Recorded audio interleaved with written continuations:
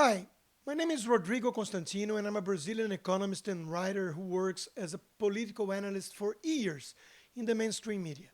I'm also a classic liberal or conservative for American standards and president of the think tank Instituto Liberal.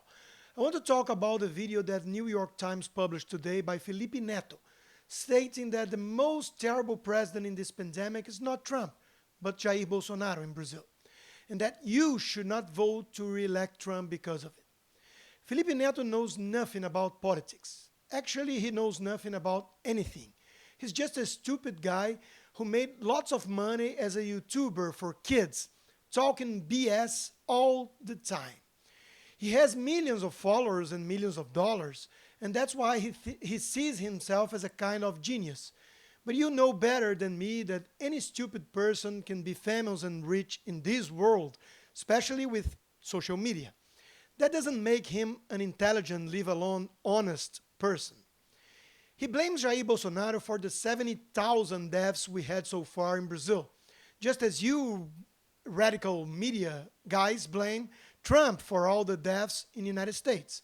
That's demagogic and opportunistic speech, something that only Alexandria Ocasio-Cortez and her squad would be willing to do, with the help from the media, of course. Isn't it ironic that just now Barry Weiss wrote her resignation letter from New York Times denouncing exactly the ideological bias of the company?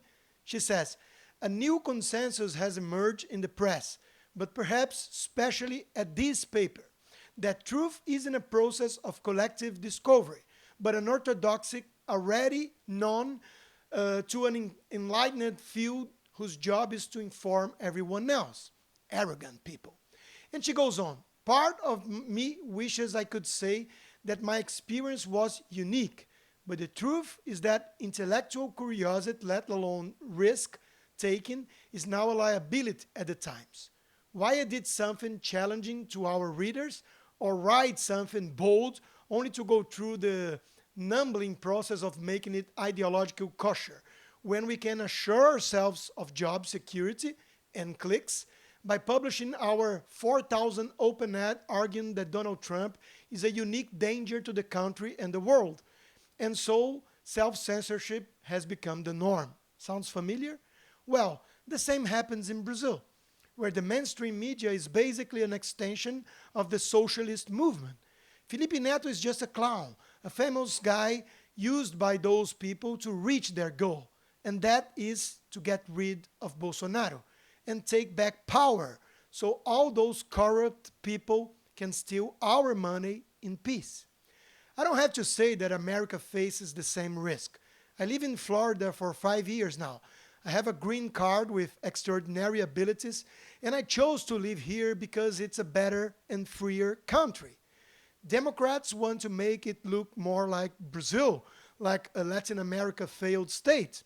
Bolsonaro, who is obviously not perfect, at least is trying to fix it, to point in America's direction, not China or Cuba. Felipe Neto does not speak for all Brazilians. He speaks for a tiny but loud minority with lots of money and power in the mainstream media.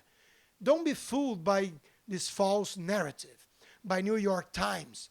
I hope you re-elect Trump because not only America's fate depends on it, but the whole world. With Ronald Reagan, we once defeated the communist threat.